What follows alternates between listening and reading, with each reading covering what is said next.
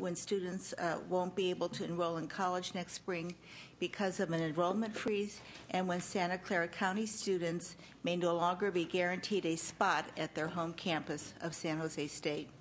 And while the CSU Board of Trustees have taken a step in the right direction by adopting a policy this January that caps campus presidential pay at 10%, which was based on my bill that they did this, that policy is not binding and could be changed at any time. And because legislative oversight of the CSU system is limited, there is no guarantee that the Board of Trustees will maintain this policy during our ongoing economic downturn. That's why we need SB 952, which is an urgency measure. Beginning July 1st, 2012, SB 952 would codify for the next 6 years the 10% salary cap policy of the Board of Trustees. Specifically, this bill, with the committee amendment that I am taking, would statutorily prohibit the trustees at any time, not just when tuition hikes or with budget cuts, from providing a pay increase of more than 10% to an existing incoming president. In doing so, SB 952 will provide a degree of stability and cost control to the CSU system and some legislative oversight to the CSU's presidential compensation process. Members, I have worked on this issue since my days on CPEC in 1994 and 1995. I haven't seen anything that really deals with this issue. I think this is a very fair bill.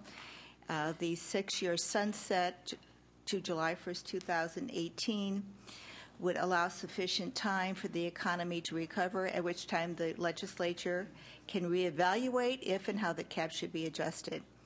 As public servants, and especially during tough economic times, the executives at the state's largest public university system do have an obligation to hold down administrative costs. Simply put, a public university should not be giving huge raises to administrators at the same time it is significantly increasing the cost of going to college. I respectfully ask for an aye vote. Thank you, Senator. Are there any witnesses in support? Are there witnesses in opposition? Is this support? Support coming up.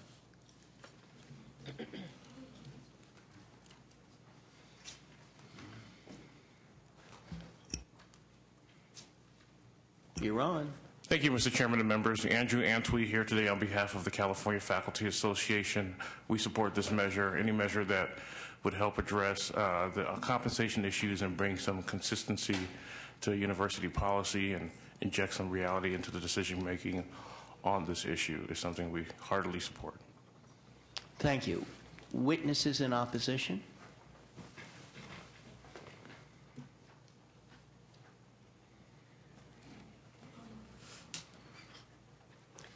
Good morning. My name is Karen Yelverton Zamaripa. I'm with the California State University. Let me start by saying, as I indicated in my letter to the committee, that we very much appreciate Senator Alquist's assistance and longtime support of higher education. And in a perfect world, I would be here supporting the bill because certainly it's consistent with our Board of Trustees policy, and it's consistent with what we believe is the balance of reality between the real market and the job of a campus president and the context of the fiscal realities of the state. At the same time, we feel strongly that, like other boards of higher education, the governing board of the CSU has a responsibility to make these hires and should retain that authority. We have obviously struggled with this issue, and we're going to continue to struggle with this issue as we have 5 vacancies in campus presidencies right now. We've just named two from within the system that moved to bigger and more complex campuses, who we capped their salary increases, even though in one case the campus is twice the size of where the president came from, consistent with our policy. I think that from our perspective, it's one of the sole and most critical roles of the board in selecting campus presidents. It is not an easy job any more than yours is, but it is different, and it requires a great amount of experience in academia, as well as fundraising and several other aspects of the job. For these reasons, and because of the principle that the board needs to retain this authority in order to make these decisions, we must regretfully oppose the bill today. Thank you. Happy to answer any questions. Are the members of the committee wish to make it? Yeah. Senator Simitian.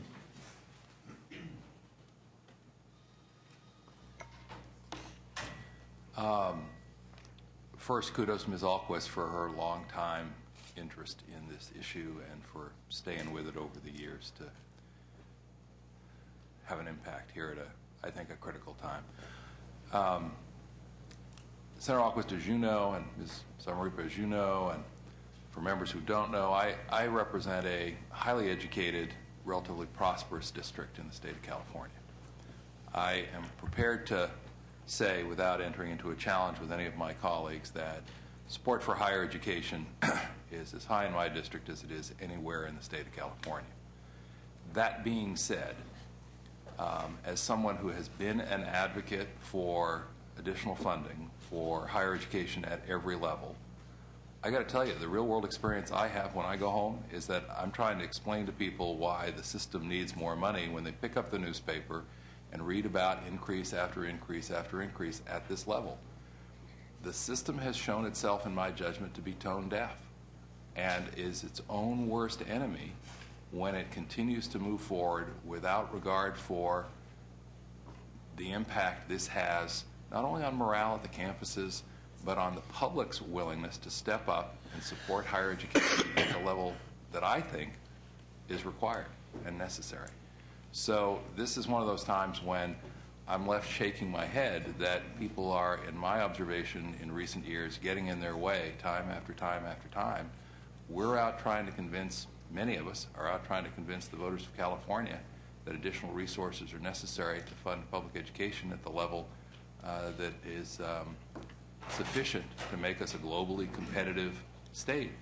And that just becomes harder and harder and harder with every one of these stories. So, as I say, to the extent that Senator Ahlquist is stepping up to try and say, and we really mean it, I think that's a helpful direction, and I'm prepared to support the bill. And if you'd like a motion at this time, Mr. Chairman, I'm happy to move the bill as amended.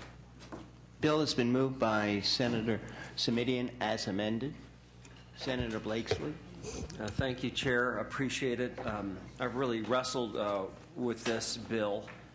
I think it's evident to virtually all of us that we have a real challenge in trying to manage compensation practices from the legislature.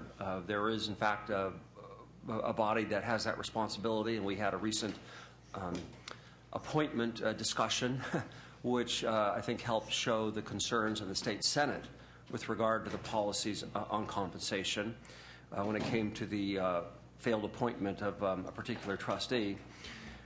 This is obviously an opportunity for us potentially to engage in this issue again, but from a legislative perspective rather than from the appointment side.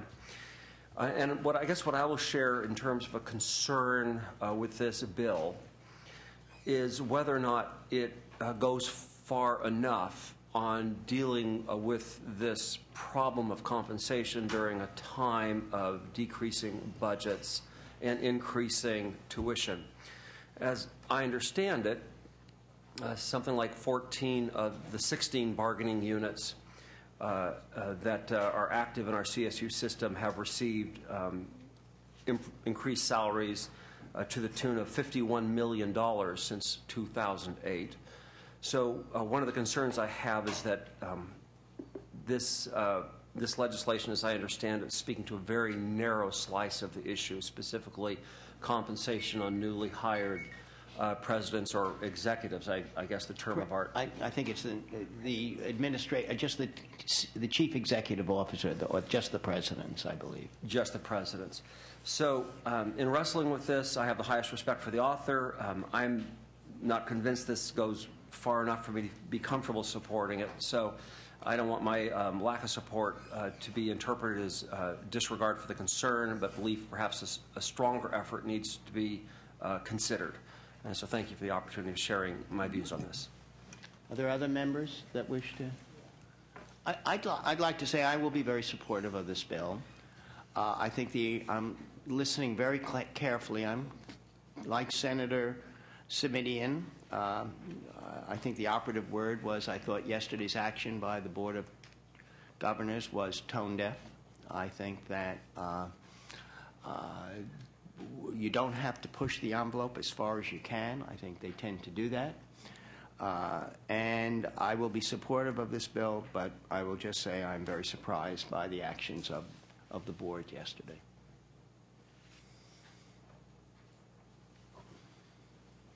There's a motion on the bill by Senator Simitian. Would you like to close? I would ask for an aye vote. Thank you. Secretary, please call the roll. SB 952, the motion is to pass as amended to appropriations. Lowenthal. Aye. Lowenthal, aye. Renner. Alquist. Aye. Alquist, aye. Blakesley. No. Blakesley, no. Hancock. Aye. Hancock, aye. Huff. No. Huff, no. Liu. Aye. Liu, aye. Price. Aye. Price, aye. Simitian. Aye. Simitian, aye. Vargas. 6-2. The measure passes. And who did not vote? Rodney didn't. She's absent. And Vargas.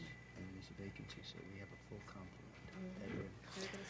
Senator Vargas and Senator Runner will not be present today. And with one vacancy, that means all members of the committee are here. There are no vacancies, so that bill has 6 votes. That bill is out. Thank you. Senator Yee, welcome to the committee. Thank you very much, Mr. Chair and Senators. Let me present this bill, SB 967, and it also deals with executive compensation for both the CSU and UC. As you know, because of our limited jurisdiction over the UC, it is a recommendation to the UC in terms of what this bill is suggesting that we do with CSU. The CSU and the UC system have historically given new administrators more than double-digit pay hikes. Last year, both the UC and the CSU hiked their executive pay while also raising student fees. Then last year, the CSU Board of Trustees raised fall tuition by 12%, as they also awarded the new president of the San Diego State a $400,000 salary, $100,000 more than his predecessor. Then earlier this week, the CSU announced that they were freezing admissions for the spring semester, denying about 16,000 students admission, and they may have to do so in the 2013-2014 academic year as well, thereby denying another 20 to 25,000 students an admission. And then, just as was represented earlier, the Board of Trustees yesterday approved double-digit pay hikes for incoming campus presidents. The maximum salary increase allowed under the CSU new policy. And what was even more outrageous was that the former president of that particular Board of Trustees, Roberta Achtenberg, basically said, I'm sorry that we can't pay them more. And that's a direct quote from her. The actions of the CSU Board of Trustee, really demonstrates to me, and I think many others, a culture of just simply taking care of top executives and then throwing our children and our students to the curb. So what this bill will do, 967, is to freeze executive compensation at the CSU within 2 years of a system wide student fee increase or within 2 years of a university not receiving an increase in their budget allocation, and that it also caps the incoming executive pay at no more than 5% increase over their predecessor. With that, would urge an aye vote and have a number of individuals here speaking in support. Thank you, Senator Yee. Witnesses in support. Thank you, Mr. Chairman and members. Andrew Antwi here today on behalf of the California Faculty Association.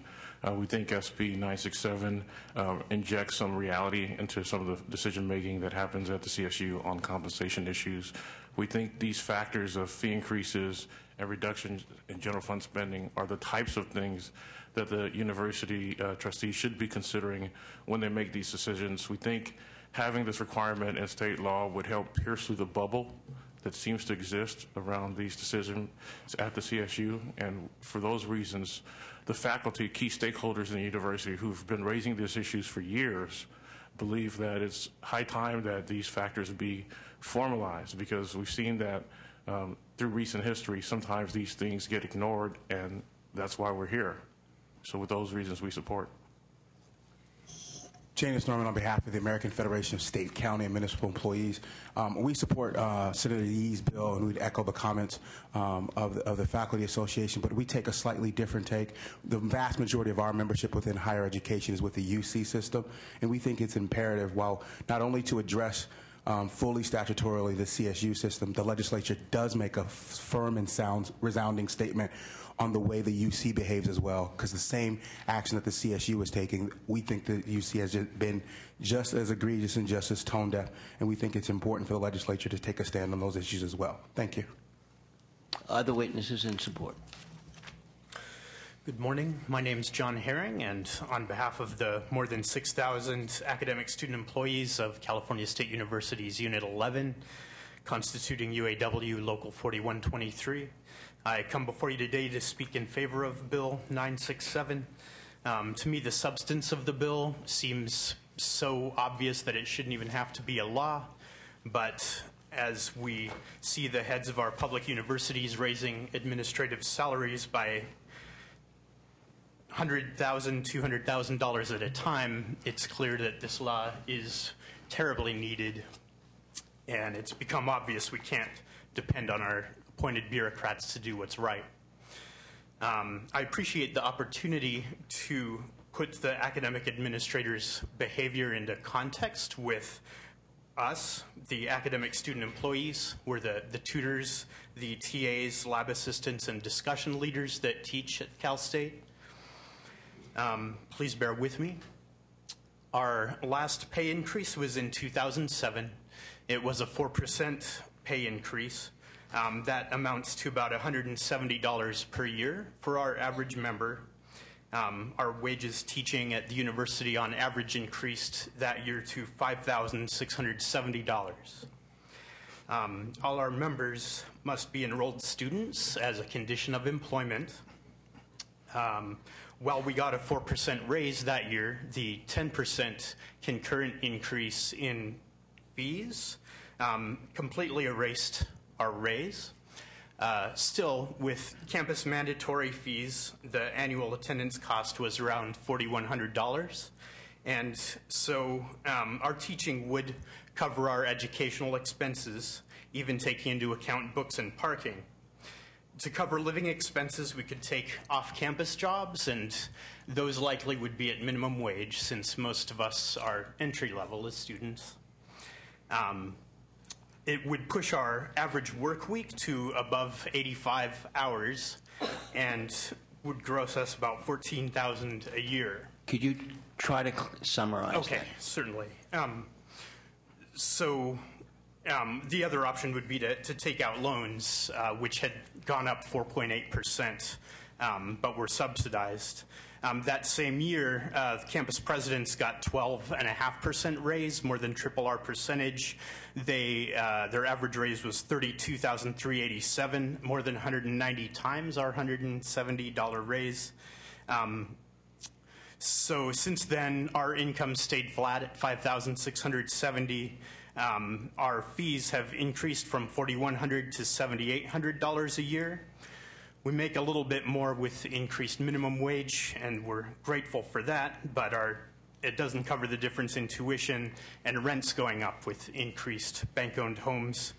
And now graduate loans aren't going to be subsidized, so if we borrow $20,000 to live on, we're going to be paying additional $1,360 a year. Meanwhile, over the last 4.5 years, campus president's salary has increased an additional $11,323 on average. So please vote yes for SB 967, and keep in mind also as you negotiate with the state budget that even more than us bottom rung university employees, the 40,000 students that the state university plans to turn away next year really deserve your support. Thank you. Thank you. Other witnesses in support? Mr. Chairman, members, good morning. David Wolf here with the Howard Jarvis Taxpayers Association, and we are in support of the bill. And Mr. Chairman, as you and the author alluded to, I think the mere fact that the Board of Trustees did yesterday increase salaries for 2 campus presidents to over $300,000 illustrates precisely why this bill is necessary. We just believe, members, that because of a $10 billion general fund budget deficit and because student tuition rates have more than doubled over the last decade, it's prudent that taxpayer dollars are spent effectively and that there arguably should be more legislative oversight in this process. And I might add, members, just in closing, it doesn't seem right for administrators to see their salaries increase by such a dramatic extent when over half of CSU students have to take at least one remedial math or English class. And with that, I'd ask for your support. Thank you. Thank you. Other witnesses in support? Mr. Chair, members, Deanna Furman on behalf of the California Nurses Association. We're also in strong support of this simple measure. We share many of the same concerns and reasons of support that the Faculty Association and AFSCME does. But I just wanted to add that the CSU system is ground zero for quality nursing education in California, and we believe that in order to continue to teach and recruit the best nurses in California from these systems, that these dollars need to stay in the classroom so these nurses can get educated. And we have a lot of concerns about executive compensation, and that this bill is a great way to deal with those. Thanks. Thank you. Other witness in support? Mr. Chair, members, Sarah Flox from the California Labor Federation. Yesterday, the Labor Federation released our plan for job creation and economic recovery, and a key piece of that is investing in the workforce of the future. And we cannot do that if Californians can't afford to go to CSU or UC. These are the people who are going to be key to economic recovery in the state of California. And we need to be able to control these tuition increases, and part of that is cutting down on bureaucratic bloat. So we strongly support this bill. Thank you. Thank you. Dina Marie McGowan with the California State Employees Association representing CSU EU. We echo other comments and we're in strong support of the bill. Antoinette Kamal on behalf of the University of California Student Association representing the 200,000 undergraduate, graduate, professional students in the UC. We are also in strong support of this measure, and students believe there shouldn't be executive compensation increases in the time of dramatic student fee increases. Thank you. Thank you. Thank you, Mr. Chair, members of the committee. Jeremy Smith here on behalf of the State Building and Construction Trades Council, also in support. Thank you. Jeff Narton, representing UC AFT, representing the lecturers and librarians at UC, and we're in very strong support of this measure as well. Thank you. Good morning. My name is Bitar Ozjourney. I'm with the Associated Students of the University of California, Davis, in support of SB 967.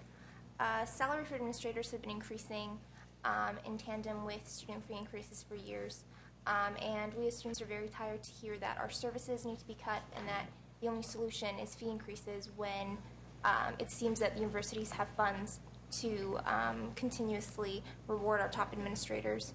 And I think the earlier arguments that the Board of Regents is tone deaf is very accurate, considering that one of the first responses, or one of the first actions that the Regents took after the Pepper Spring incident at the UC Davis campus last fall was to increase salaries for top administrators once again. Thank you very much. Thank you. Are there any other witnesses in support? Witnesses in opposition?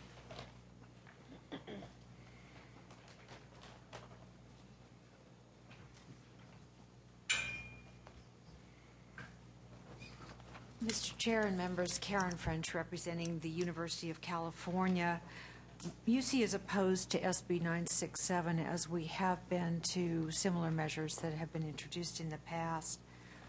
We believe that SB 967 would impose a rigid scheme which would impair UC's ability to attract and retain the staff necessary to maintain a world-class university in these tough economic times.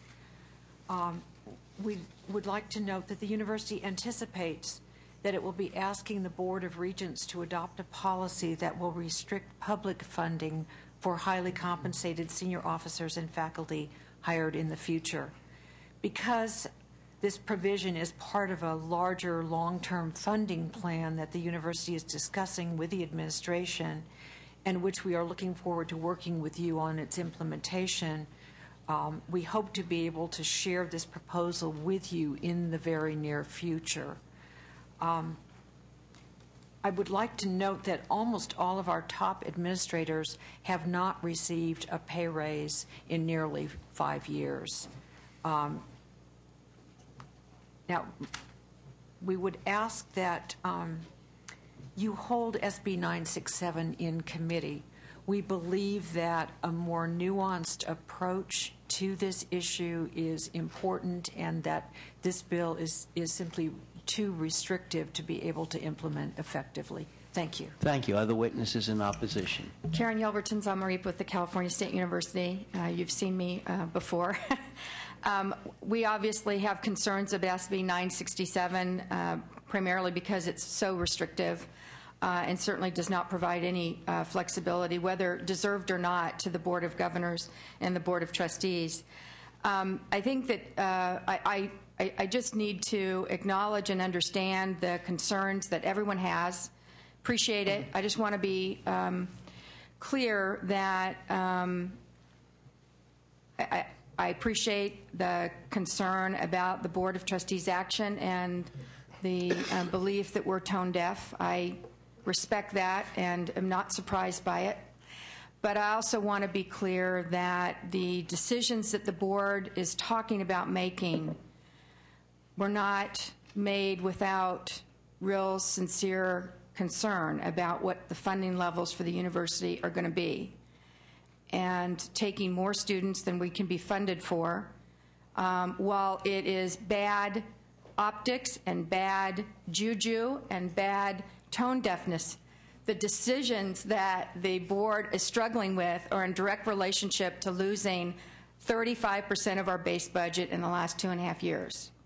So I just want to be clear that the enrollment decisions aren't directly related back to, salary increases. I get why the two get related, but I just want to be clear about what the choices are in front of us, and we're asking these campus presidents to shut down programs, modify their programs and policies, manage enrollment, fundraise, and run these institutions every day. And they're not very fun jobs, as you expect, but they are honored to be there. So I just wanted to be clear about the juxtapose here between enrollment and budget and fees and the salaries, because they're not all directly related. They have relationships to perception and reality about how tone deaf we look.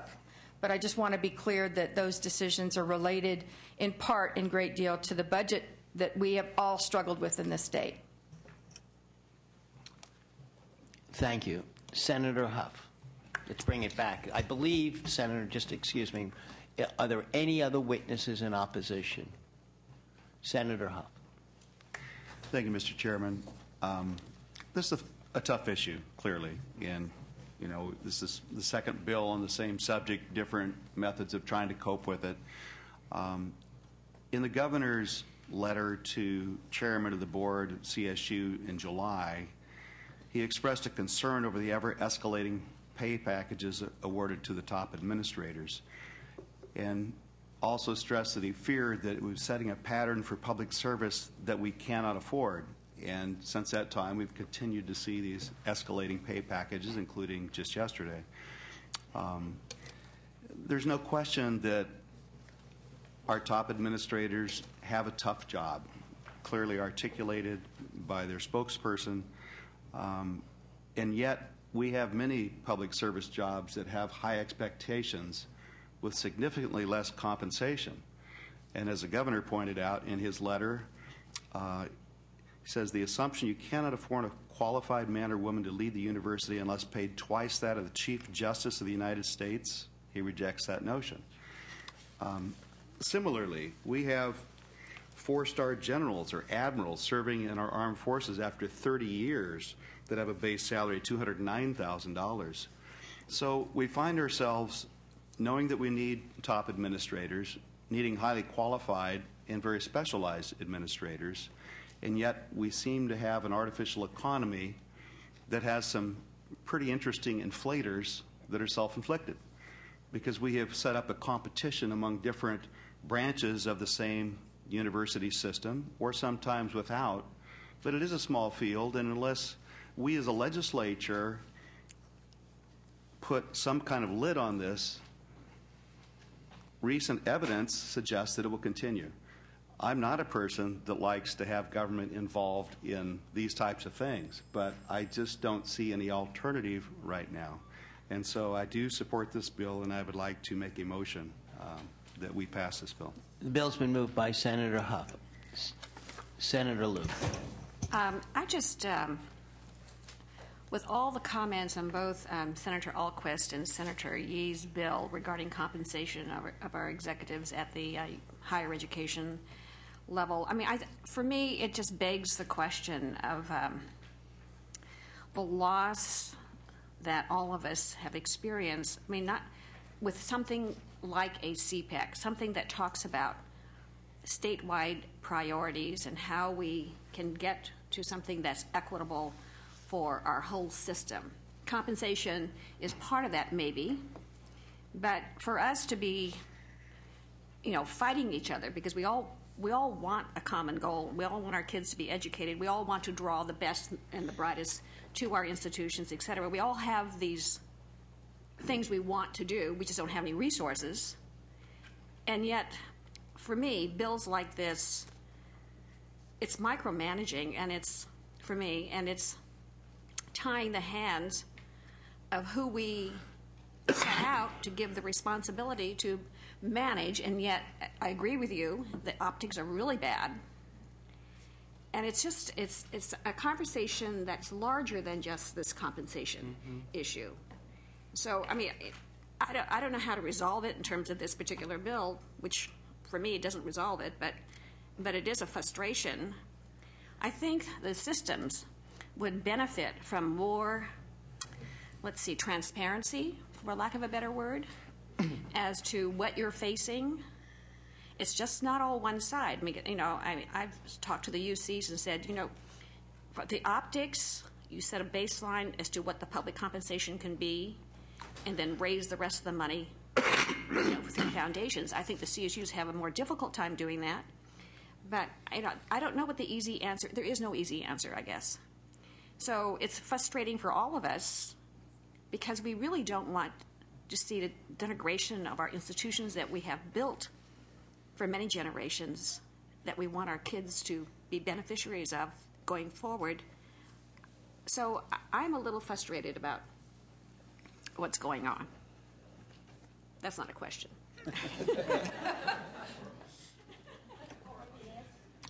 Senator Blakesley.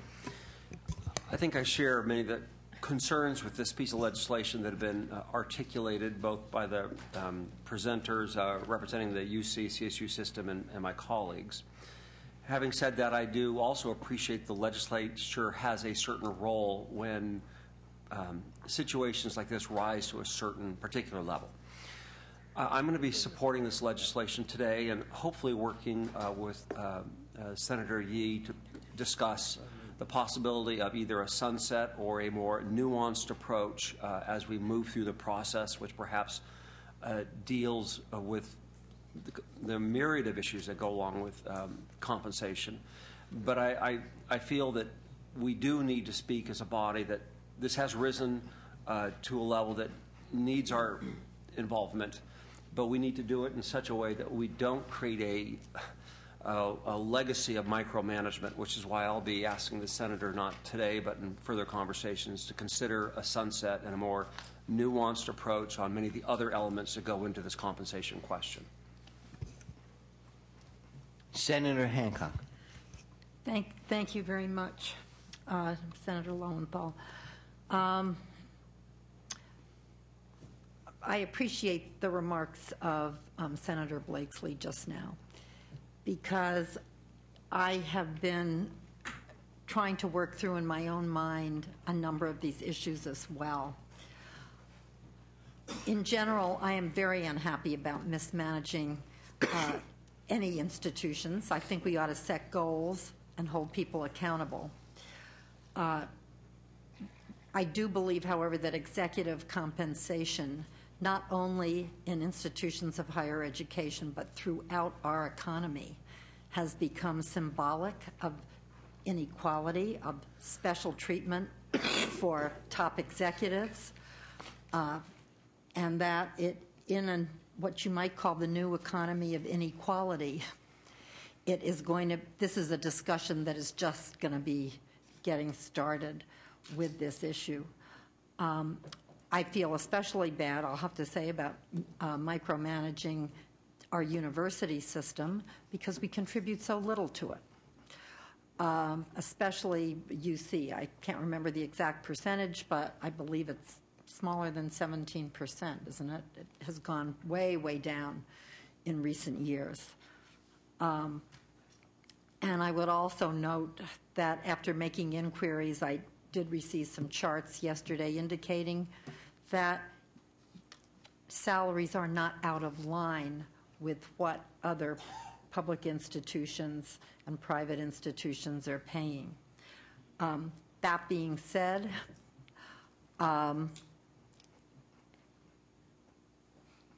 it is a terrible situation when we're turning students away, we're raising student fees, and we're giving salaries that appear more in line with corporate executive compensation. And if that's the reason people are here, they really shouldn't be here. Because I feel that UC and USC are institutions with a great public mission. And at least a decade or so ago, the people who came there were inspired by the great public mission, not by another $60,000 housing allowance.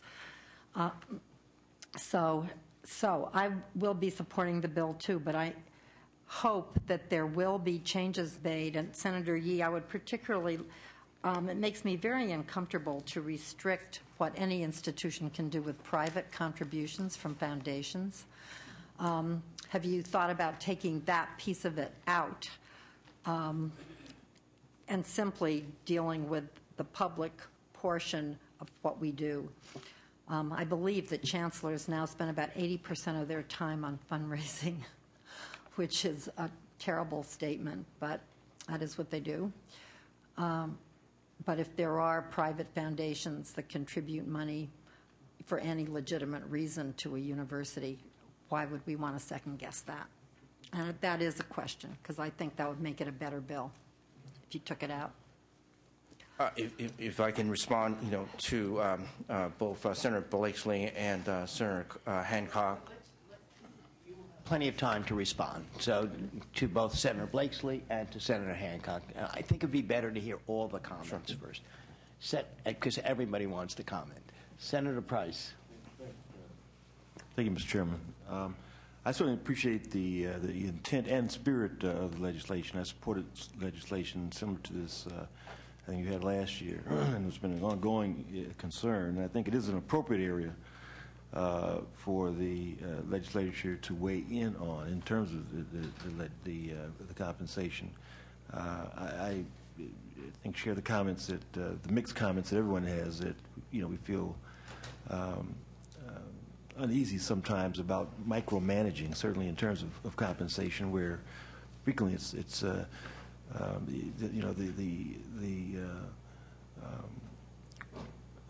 hope sometimes is to tie it to issues that they have no control over.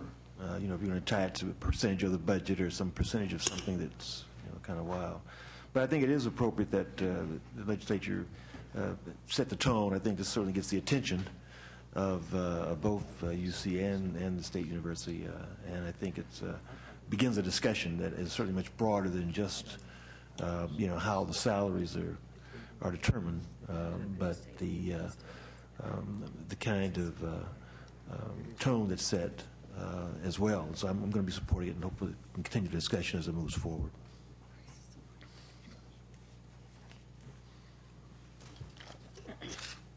No. I'm kind of torn, members.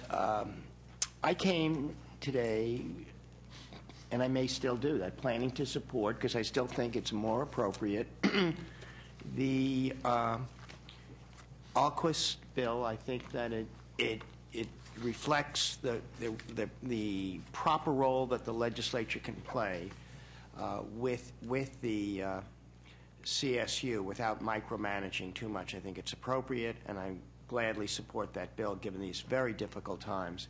But I, too, was extremely shocked by the actions yesterday by the CSU trustees. My trouble, though, is that I do believe that this bill is too restrictive. I think it raises issues, but I think it's too restrictive. It goes too far at this time. But I think each member will have to make that decision for themselves now, because while I will not be supporting the bill today, I'm going to watch at least what takes place at this moment. And if the bill moves forward, it's not to say I will not support it, but I do believe that there is a role for the legislature without micromanaging and without being overly restrictive. I think this bill goes too far, but I think the Board of Trustees goes too far also. And so I'm caught in that bind of how do we play a proper role without overly being restrictive, but especially in an environment where the Board of Trustees is not listening to the people and to the students and to the faculty. And we're all in difficult times at this time, and I'm just very, very surprised by their actions. With that, Senator Yee, there are many questions that have been raised to you from Senator Blakesley, I think Senator Hancock, that addressed you. I don't know if Senator Price had any issues that he wanted to raise. Sure. Let me make my concluding comments, and if I have not answered any of the questions that have been raised, please ask me again and I will answer them. Let me just say that I too am very, very concerned about any time when we try to over micromanage any institution, because I think that it is healthy to work with everyone. But I will tell you that in this particular case, this has been something that I've been working on for the last 6-7 years. And we started to see these increases in compensation and correspondingly increases in fees and tuitions, not this year, not last year, but several years ago. And the strategy we used was not to be prescriptive, but rather to have an open discussion about what was going on in our universities. And many of you participated in some of those bills. And it was about an open process. Because it used to be that a lot of these decisions about compensation, benefit package, and so on were handled behind closed doors. It was just simply reported out. No public comment, no public discussion. It was just simply decided by the regents and Board of Trustees and was left at that. And so the strategy was to then open up that process. And hopefully by bringing some sunshine into the discussion, that maybe the Board of Trustees and the regents would temper some of those increases. And unfortunately, that has not happened. It has not happened, it has not happened, it has not happened. And at the same time, the tuition and the fees to our students continue to go up, to the point where now many of our students, many of our own children now, don't go to the CSUs and the UCs in California. Taxpayers' children are not going to our institutions anymore because it's too expensive. It is cheaper to get a higher education outside of California for California residents than to stay in here. And that is the problem that we are having. Now we are having situations where it takes someone 5, 6, 7, maybe 8 years in order to graduate because there are no classes anymore. And then we have this sorry state now where you can't even attend a university even if you're qualified. That is the state that we're in. Now, will the executive compensation take care of all the problems? No, it will not. But at least it will send a very clear message that the priorities of our institutions are not about the 1% now. It's about everybody else. It is about our students, it's about our children, it's about our parents. And that's what we have been trying to do. And clearly, as I said, just that openness of discussion, we thought that somehow the behavior of the regents and the trustees would be tempered. And that has not happened. And so that's why there is this bill. And to answer, I think, Senator Blakesley and Senator Hancock's, I'm more than happy to make some kinds of accommodation. Do I want this to be forever? No, I don't want that to be forever. In tough economic times, we've got to tighten our belt. Maybe when we have a little bit more money, we can be a little bit more generous. So I'm more than happy to work with the senators to try and temper this particular bill. But right now, you have representatives from these two institutions, and you've got trustees that says, guess what? You know, if we could give more, we'll probably give more. The only thing that we have done so far is that because there was this concern about whether or not a member of the Board of Trustees would be confirmed, that they temper it a little bit. But, you know, you would think that let's not go to the max on that 10%. Let's temper it a little, but they didn't even do that. And all the Senator Alquist bill does is to codify bad behavior. You know, what Senator Alquist's bill will do is to simply say, well, you know, it's okay to do 10%. Well, guess what? No one that I know of in the press, students, parents, in the community think that it was okay to give new administrators that 10% raise. When we are pushing out our students, when we are saying to them we don't have space for you, but then yet it's okay to get that 10%. So that's the problem that we are trying to solve. We're trying to temper behavior. We're trying to say to them that it is not just about you, not you top executive. It's about our students, our children, the future of the state of California. That's what this bill tries to do, to say that you guys, students, you're important too. Those individuals who work in our system, the professors and other staff, you're important too. And it is not just simply about that 1% within our CSU and the UC system. It's about all of us. And hopefully this bill will go towards trying to be of help to others and not just simply the top executive. And so with that, urge an aye vote. Bill's been moved by Senator Huff. Will the Secretary please call the roll? Question of the Chair? Yes. Senator Blakesley. This will be a due pass to which committee, please?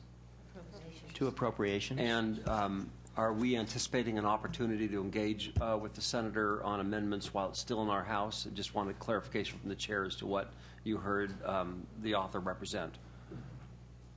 I think he agreed to work with us. That's what I heard. And with the authors, I would accept that if any member of this committee wants me to call back a bill before, I will accept that. And so if this bill does move forward, at some point before it's voted on, I'm not quite sure, we'd have to work that out, what would be the most appropriate time, but before this bill is finally passed, if you would like this bill to come back to committee, I will accept that and ask and tell the author this bill will be brought back to committee. I obviously trust the author will fulfill his representations. I just want to be sure I have an opportunity. You will have another opportunity to deal with this bill in this committee if that's your wish. Thank you, Chair. Will the Secretary please call the roll?